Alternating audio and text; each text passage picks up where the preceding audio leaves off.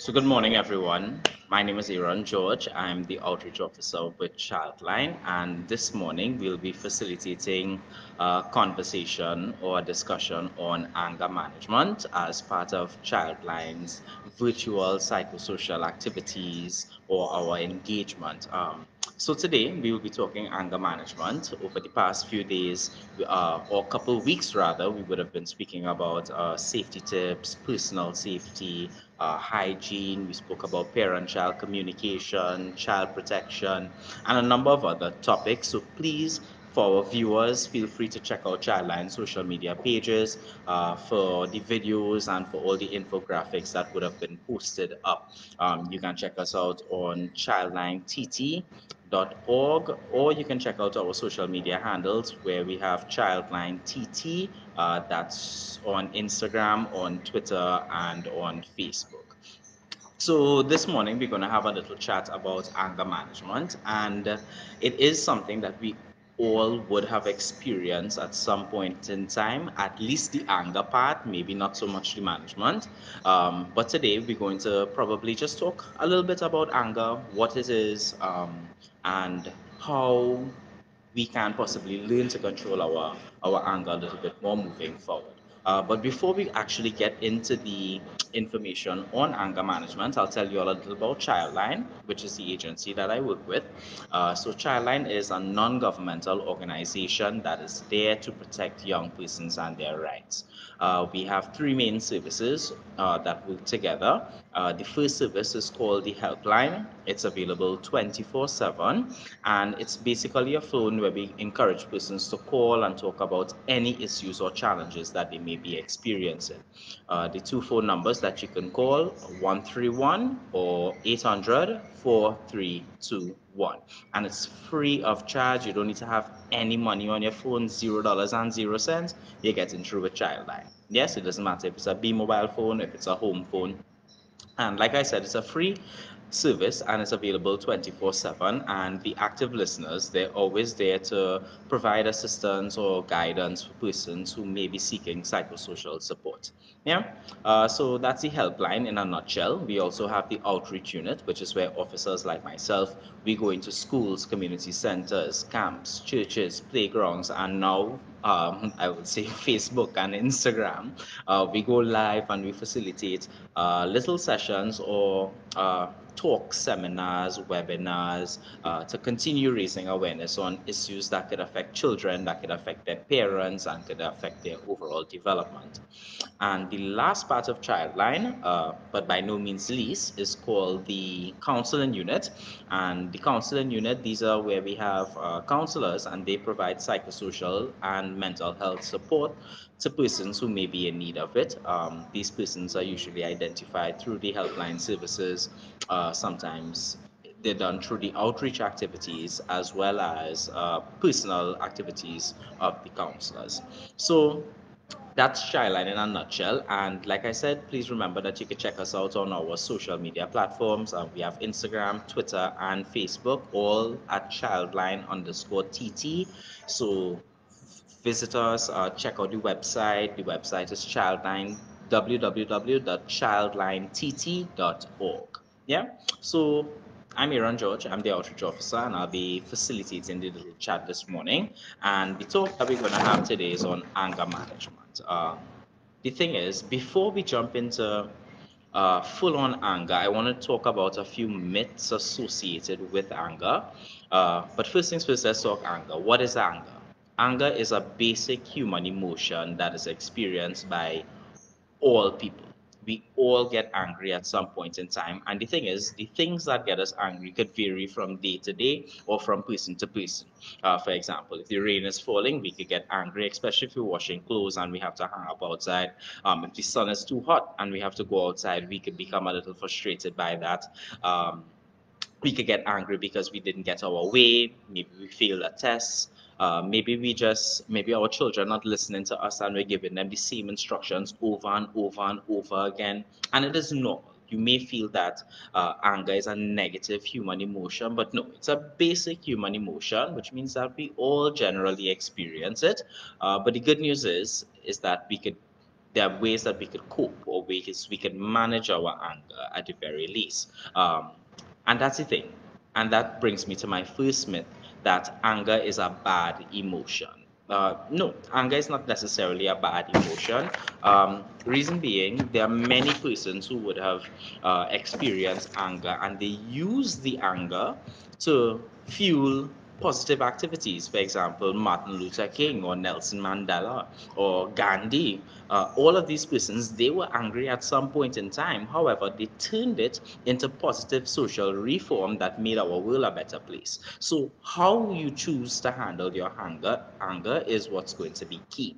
And that's essentially what anger management is about. Anger can work for you, but it all depends on how you choose to express it.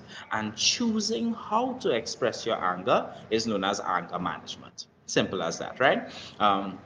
So that's the first myth about anger, that anger is a bad emotion. It's not a bad emotion. It's just an emotion. What we do when we get angry might be bad sometimes, but it doesn't make the emotion itself bad. It's up to us as persons or as individuals to decide, okay, even though I'm feeling angry, I'm going to engage in this activity in this way. The second myth I want to touch on where anger is concerned is that venting your anger is going to let off a lot of steam. Many people tell you when you get upset, just go into your room and throw your face into your pillow and scream or shout as hard as you can. Yes, those are some ways that you may feel a level of release after the fact, and it's usually because your body is exhausted from the screaming or from the punching that it becomes tired.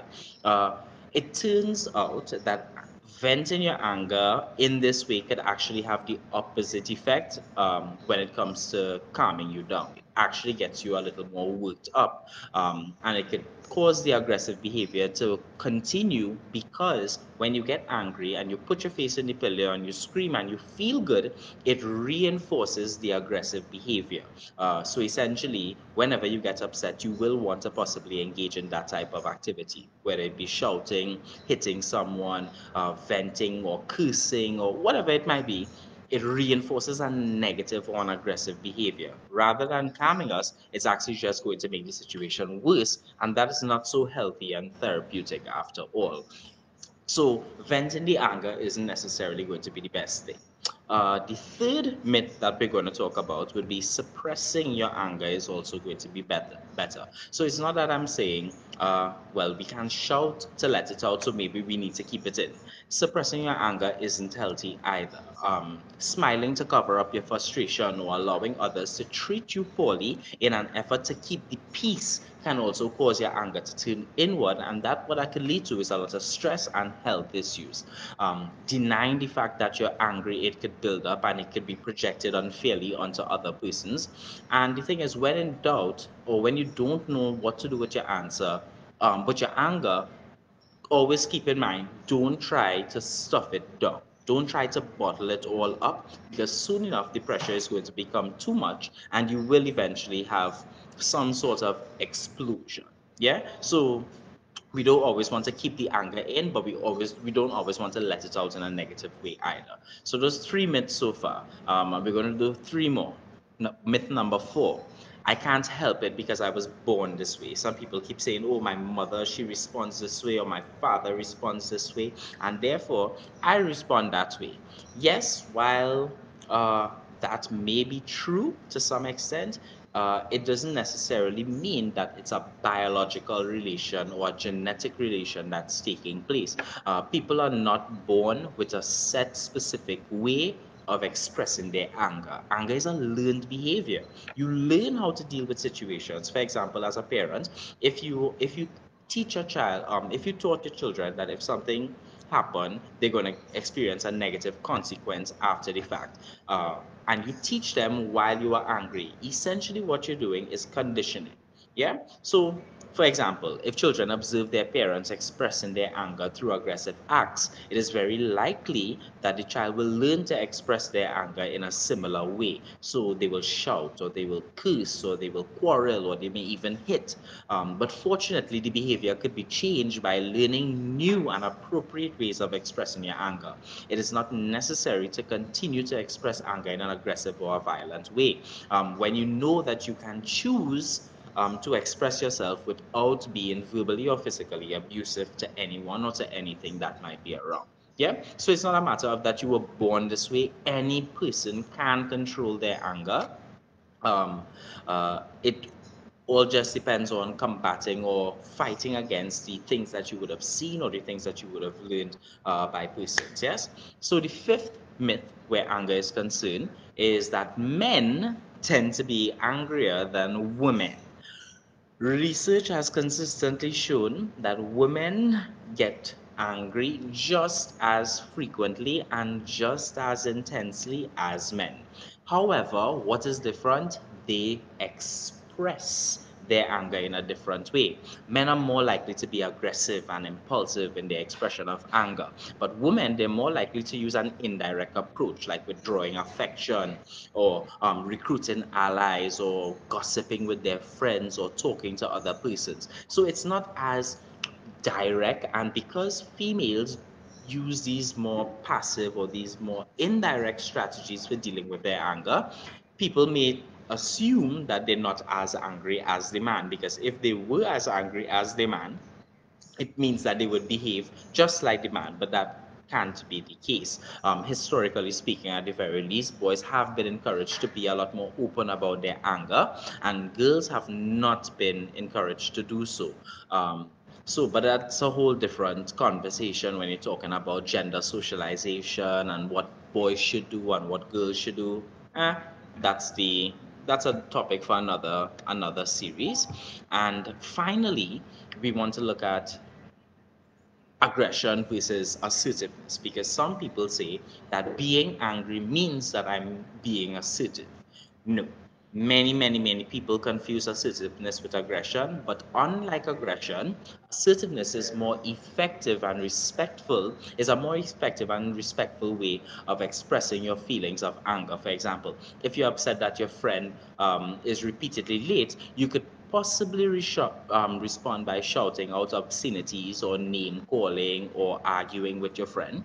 However, this is an attack on the other person rather than an attempt to address the behavior that you find is anger provoking. So an assertive way of handling the situation might be that you say, when you're late, I get really frustrated. I wish you'd be on time a little bit more.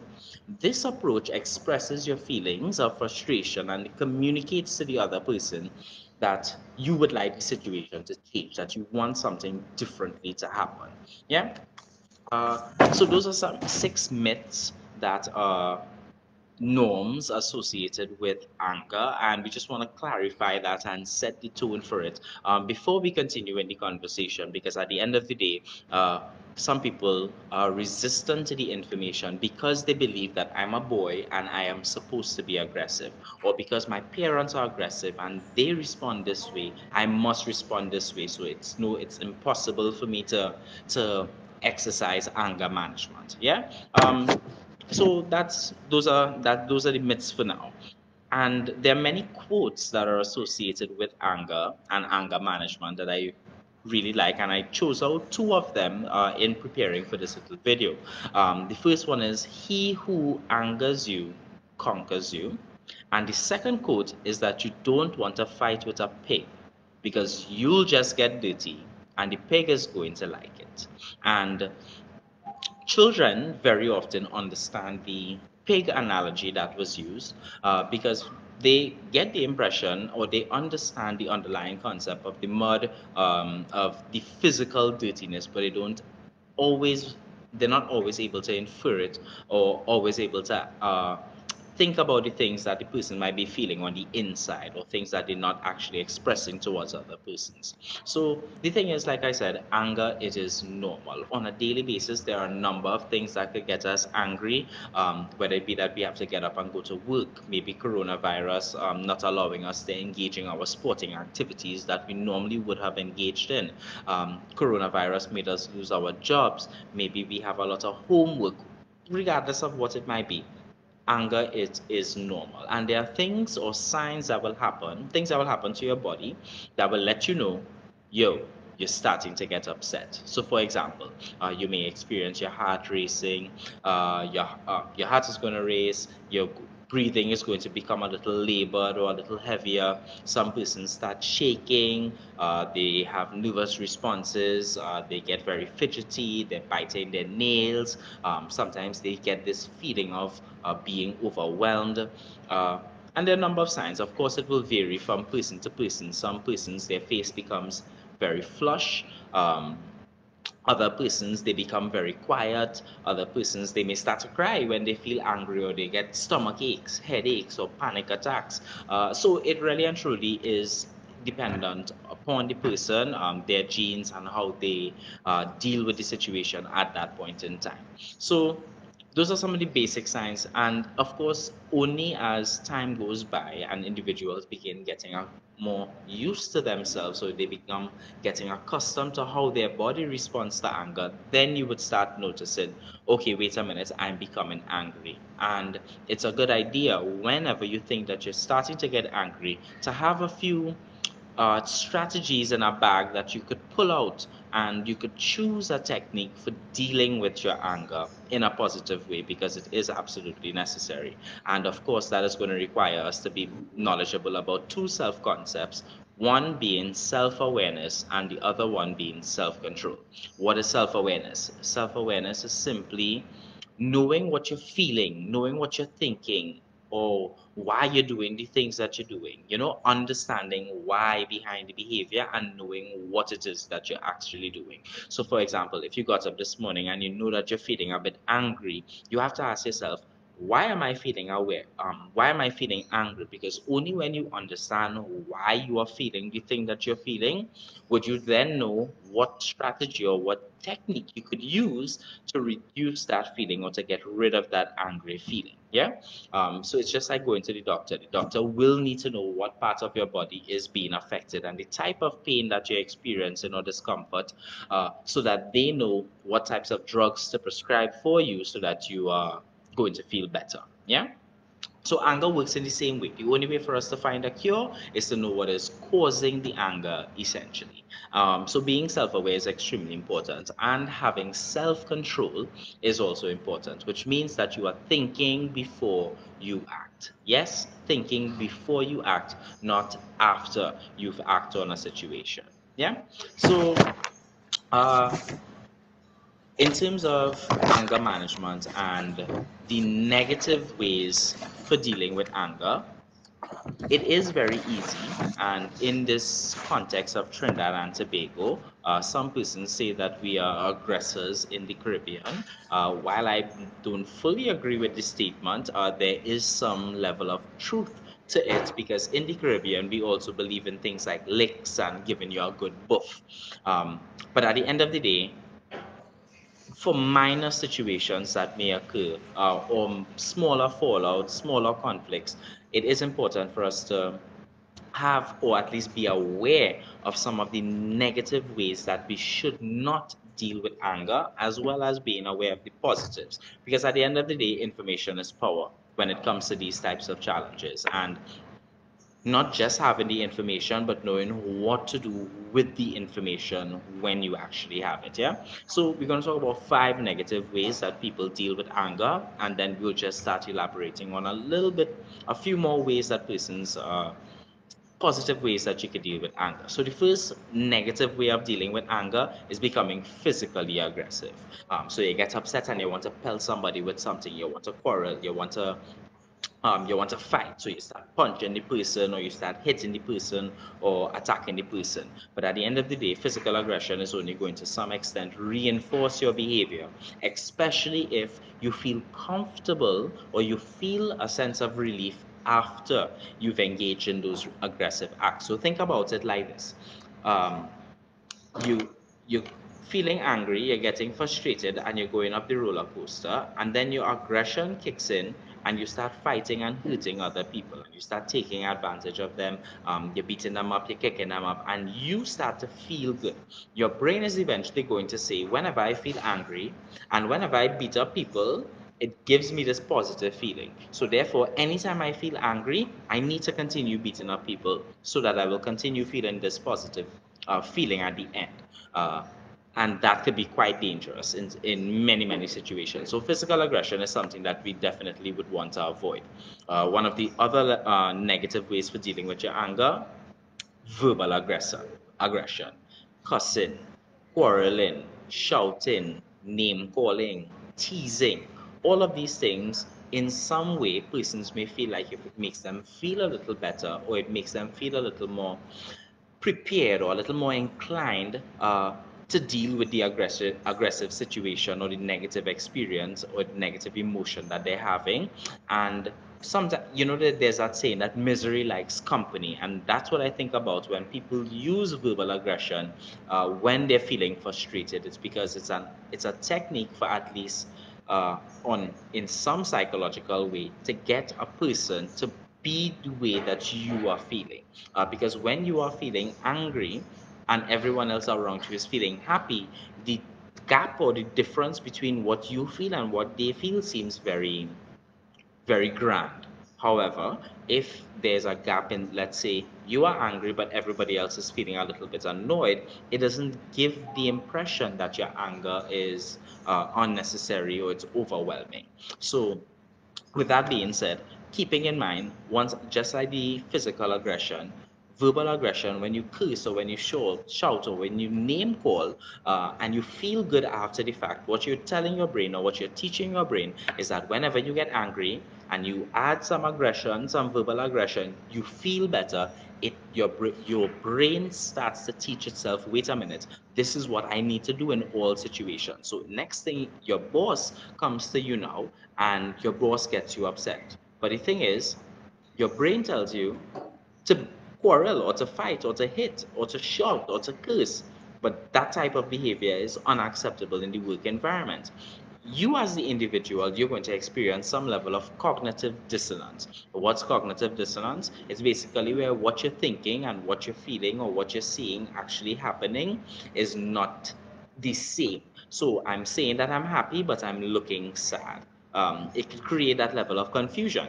That's what you do to your brain. You confuse your brain, because when you practice the physical and the verbal aggression constantly, and you get angry, and you're placed in a situation when you're not allowed to express the anger in the way that you're accustomed expressing the anger, that is going to lead to an explosive situation, or where you feel some level of turmoil. You feel a bit frustrated on the inside. It could be very anxiety provoking. And the thing is, it's almost like bottling up an emotion or allowing it to build, and eventually that could only lead to it blowing out of control, or eventually spilling over into some other aspect of your life. So we want to be mindful about the physical aggression and the verbal aggression, even though we may feel satisfied after we engage in those activities. Another thing is, we want to also be mindful about keeping the anger inside. Some persons suggest that it's better to stay quiet about it, but in reality, tying into the first 2 points as well, keeping it on the inside, it's almost like um, a pressure inside of a pipe that is never allowed to release. So think about blowing a balloon. So you have a balloon and you get angry, you keep it in, so the balloon blows a little bit more, and then you get a little more angry about something else, and the balloon continues blowing, and it's blowing, and it's blowing, and it's blowing, and it's getting bigger and bigger and bigger. Eventually this balloon is going to pop, and all of the things that were stored on the inside is going to be dispersed into the atmosphere in a very crazy fashion. And let's relate that to life. If you continue to keep things bottled up inside, and you don't express it in a positive way, what could happen is when you have a trigger or something that an event that makes you feel angry again, what could happen is if that's the moment where your balloon is about to pop, you're going to start to quarrel about your mother, your grandmother, your parents, your children.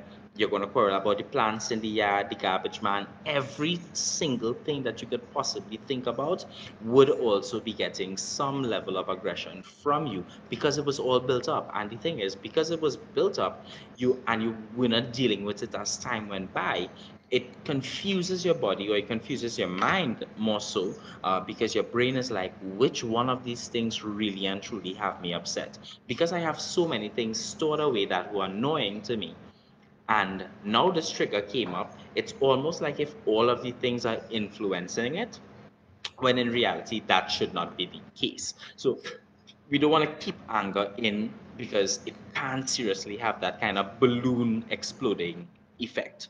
We also don't want to engage in safe self-harming behaviors. Some persons feel like if they feel guilty because they feel angry, and because they get angry with situations, let's say for example because their mom wants them to clean their room, and then they think about the fact that, my mother is a single mother and she works so hard and she has so many other children. The guilt associated with the anger could make the person say, you know what, maybe I'm going to engage in a self-harming behavior, or I'm going to use this as a tool in for calming myself, because if I can't hurt other people, I might as well hurt myself. And some people, they use the pain of hurting themselves as a distraction from the anger. So if I'm feeling angry at this point in time and I stab myself on my wrist, what's going to happen is now I'm going to be focused on the injury that I've sustained, as opposed to the anger or the negative emotion that I was feeling prior to.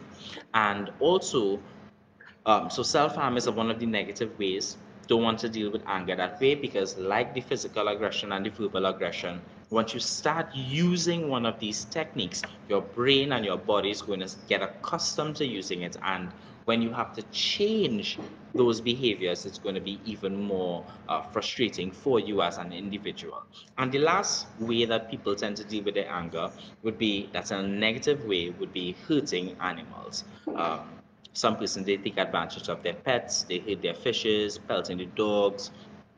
They may put the cat in a very awkward position or in a difficult position, probably very high up on a tree or something, and throw the cat just to see how the cat responds. And animal cruelty definitely is one of the negative ways to deal with it. Why? Because the pet more than likely didn't have anything to do with your anger. But even if, let's say, that your pet is the reason why you're upset, maybe they did their numbers in the yard where they're not supposed to do it, and you are now responsible for cleaning it. You have to be mindful that an animal is an animal, and hurting the animal because you feel that level of frustration is not necessarily going to be best fit for dealing with scenarios like that, because one, the animal is not going to be able to understand what you did, why you did it, because you can't have that level of conversation with the animal, and you're not going to be able to take back the sorries from the animal, because they will just feel hurt, and they will just learn that maybe you are a person that they need to stay away from, or they may become afraid of you. And depending on which animal it is, the animal could actually become aggressive toward the individual who's displaying the anger or the negative behaviors. Yeah, so you want to be mindful of that. So those are some of the negative ways, some of the myths. We spoke about what is anger, signs that you're actually going to be experiencing anger. And finally, let's talk a little bit about positive ways for dealing with your anger. And like I said, we all get angry at some point in time, and it is very, very normal. But like I said, even though anger is an uncomfortable emotion, it can work for you depending on how you choose to express it. So, what are some positive things that we could do when we start getting angry, that we could manage our emotions? First things first, you want to accept the fact that there will be things that will always get you angry. Some people go into situations with expectations, and they say that there's that saying, no expectations, no disappointment. But people go into situations with expectations, and because they went in with the expectations, if the expectations are not met, for whatever reason, in whatever way, they become overly frustrated, they become overly angry. Please be mindful, understand that there are always things that will get you upset. That's just part of life. If you go to the beach, the waves are going to hit you, you're going to fall down. Don't be upset about that, because you also have the option to not go into the water. Yes, you will get upset if your teachers buff you up because you didn't do the homework. However, keep in mind, you have the choice to accept the fact that you were going to get into trouble because you knew you did not do the homework. So that's the thing. It's not the licks that's really the problem, or the buff that's really the problem, but it's the expectation that we have experiencing no consequences for situations. That could be the problem. Yeah. So always accept the fact that things will get you angry. You're not always going to get your way. People are not always going to say yes, yes, yes, yes to all of your suggestions. People are not going to want to include you in activities because it's within their right. Maybe it's not your business, or maybe what they're doing at the point in time doesn't involve you, or they don't need your input for whatever reason it might be, whatever might be making you feel uncomfortable. Keep in mind, acceptance is a big part of it. Once you are aware that the possibility exists that you can get upset, then tell yourself, when I get upset, it is important for me to remain calm. And this is where coping strategy number two. So that's a strategy in itself. Just accepting the fact that, or knowing that you can accept being angry. That's good. Rational self-talk.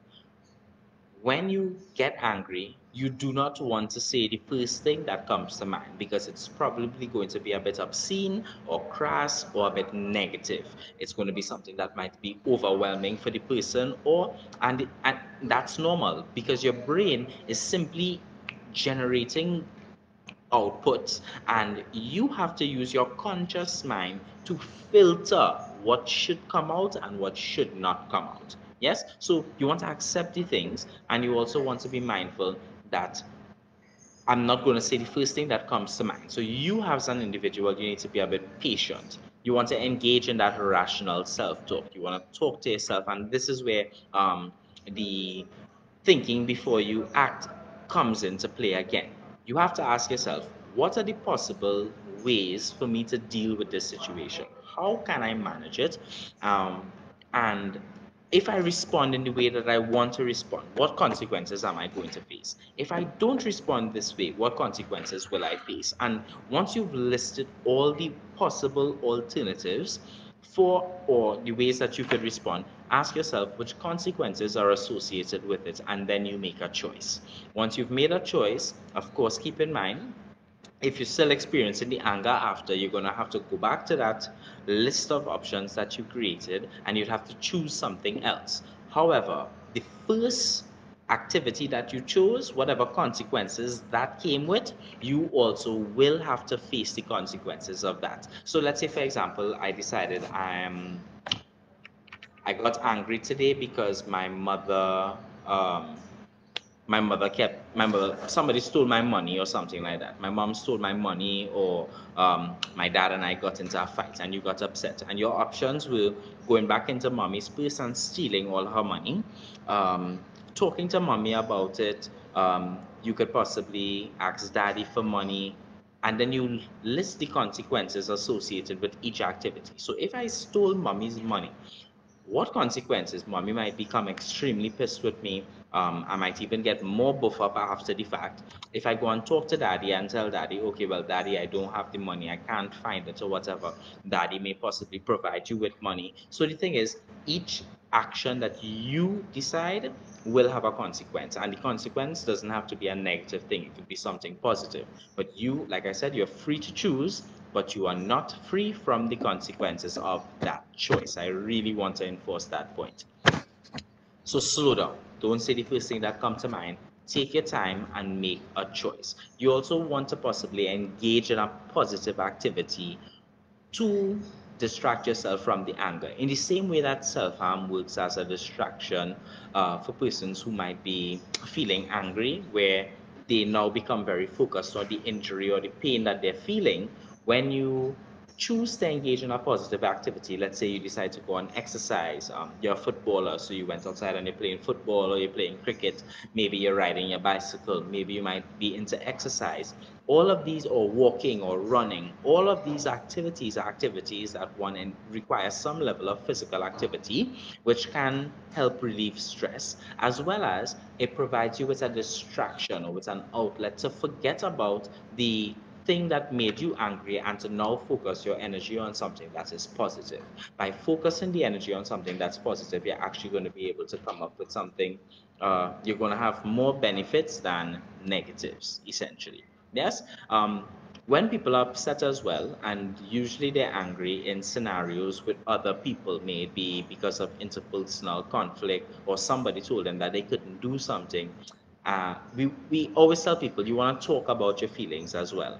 And remember earlier when I said, screaming in the pillow and shouting, while that could feel in some way relieving or relaxing after the fact, it's because your body becomes very tense. So it's almost like you're exercising and you tense up. And once you relax, that relaxation from your muscles helps to get rid of some of the anger. That's how the screaming and stuff work to some extent. However, there are some situations where, let's say, the person might have gotten you upset and you are only choosing to talk about what would have gotten you upset or what your perspective might be. Keeping in mind, you are not the only person involved in the situation. You must listen to what other persons involved have to say. And sometimes the anger or the conflict or the problem might simply just be that you all are talking about two very different things in the conversation, and you all are more focused on each other's tone of voice and how they are saying things rather than what they are saying. And if that becomes the situation, then of course you're not going to have a fruitful outcome as you usually would like when you're being assertive. And that ties into one of the myths that you have to be aggressive to be assertive. No, you don't have to be aggressive to be assertive. What you have to do is allow the person the opportunity to talk and say what their piece is, and then you have a moment to say your piece. But keep in mind, you also don't want it to be a situation where you're constantly saying the same negative thing or the same problematic thing over and over and over again. You want to allow the persons an opportunity to hear your side of the story, yes, but we also don't want to drown them with only your side of the story where it seems as if you have no regard for anyone else. Yeah? So, those are a few tips, and of course, there are many, many other ways, things that people might choose to engage. Some people may sleep, that might help them. Some people may just be able to sit down and read a book when they're feeling frustrated. It all depends on the person, and it's important. The onus is on you, the individual, to take note of that, to learn yourself, because when you get frustrated, it's not an opportunity for you to do what you want, how you want. When you get angry, it is an opportunity for you to learn something about yourself and to teach yourself how to grow and how to deal with situations moving forward. First things first, when you get angry, it teaches you about things that you like and things that you don't like.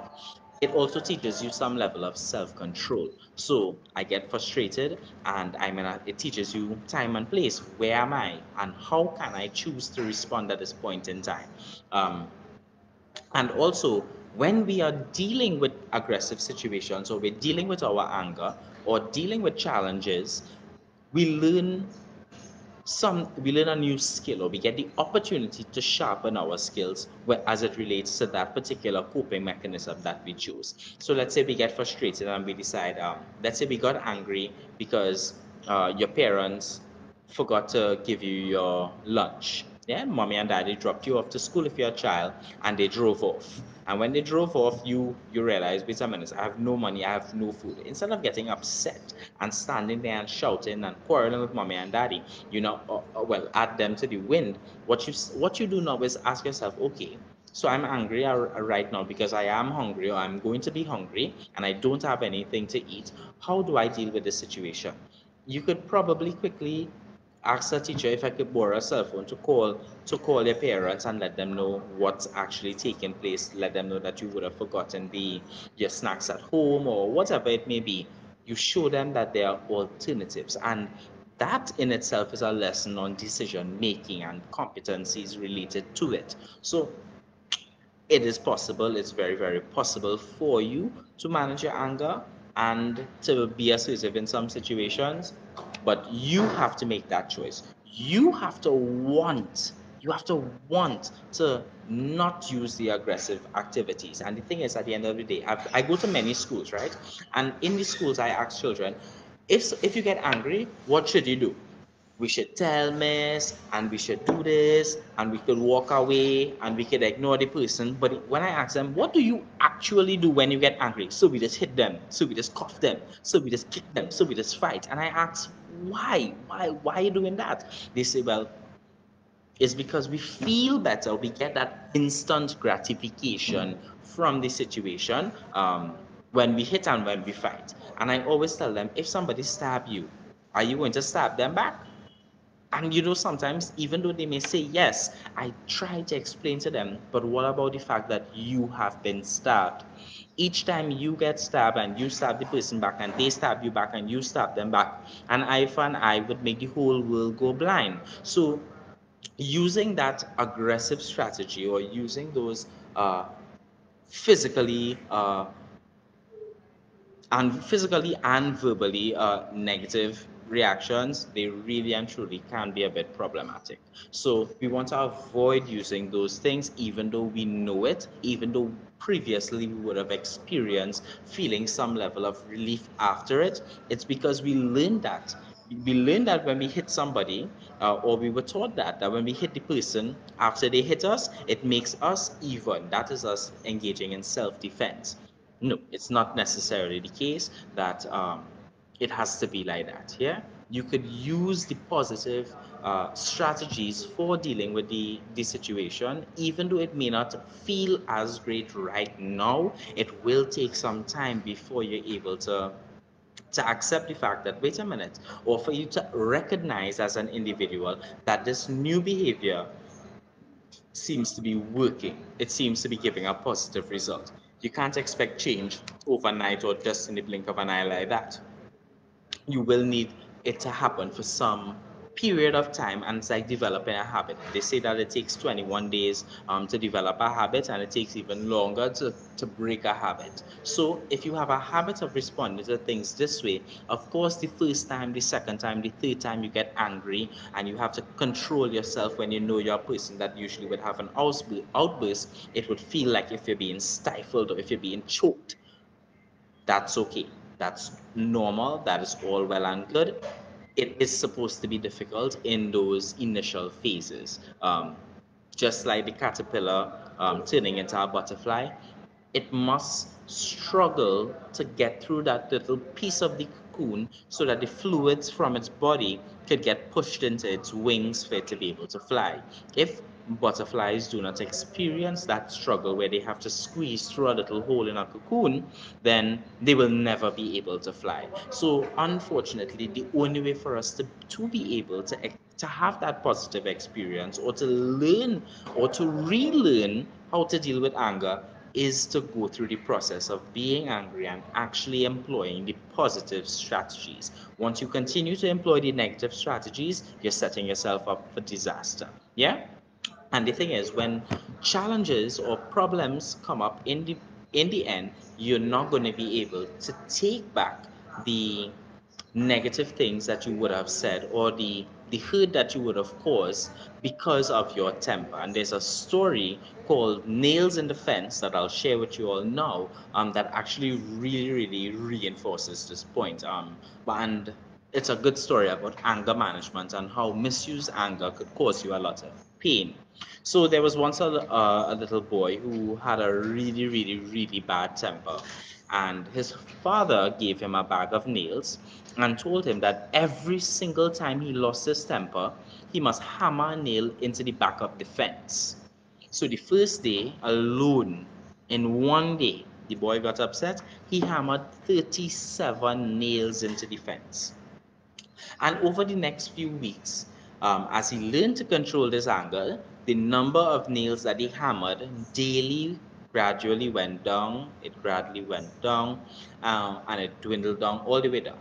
And he discovered that eventually it was easier to hold his temper than to drive the nails into the fence, because to pound those nails into the fence was a challenge for the boy. So either way, exiting the energy was happening. Finally, the day had come where the boy didn't lose his temper at all. He was not upset. And he told his father about it, and his father suggested that, all right, so now that you're feeling okay, you need to now go and pull out one nail for every single day that you were able to hold your temper. So, on the first day, you were able to, you were extremely angry. You punched 37 nails into the fence for 37 days, each day that you're not angry, you're going to be pulling out one of those nails. Um, and the boy felt extremely frustrated having to do this task. He didn't understand why he had to do so, but his father told him that he needed to do so for the activity to work. So the days passed, and the young boy was finally able to tell his father that all the nails were gone. So the father took his son by his hand and led him to the fence, where he said, "You have done well, son. So you removed all of the nails from the fence. That's good. Good job." So he's praising him for the good. He was like, "But look at the holes in the fence. The fence will never be the same again. When you say things in anger, they leave a scar just like this one. You could put a knife in a man and draw it out. It won't matter how many times you say sorry, the wound is still going to be there." And the little boy then understood how powerful his words were, and he looked up to his father and he said, "I hope you can forgive me for all the holes that I put in you." And the father said, "Of course I can. I don't remember um, where or when or how exactly I would have been feeling." And the boy said that, "I don't recall why I felt angry that I had to pound this nail in or what made me angry, but I remember how tiring and how frustrating it was trying to pull the nail back out. And the harder I hammered the nail into the fence, is the more difficult it was for me as an individual to deal with the situation." Yeah. So at the end of the day, I think the lesson that the young man in the story had learned is extremely important, and unfortunately, it is a lesson that many of us learn much later in life. When we are young, saying or doing hurtful things out of anger and frustration to the ones that we love or to even strangers seems pretty easy remedy. But children, they become very confident, and the people in our lives, we become confident that they will forgive us and they will forget the offenses no matter what we say or no matter what we do. It's not until we reach adulthood when you're going to start to realize the long-term damage of the words and the actions that you would have been exercising.